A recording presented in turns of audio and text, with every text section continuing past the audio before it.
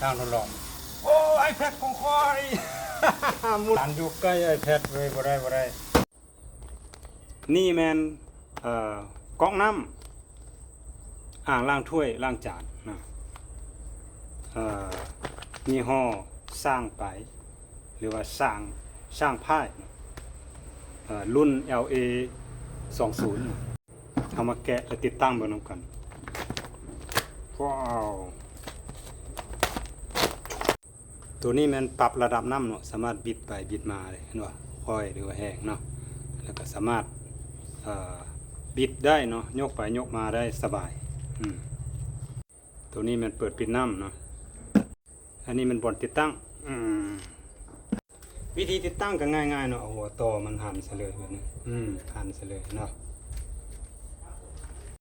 ปอนตัวนี้ลงหูแล้วเอายางตัวนี้หันใส่ให้มันแน่นหันจำแล้วนะเขาจะต่อน้ำใส่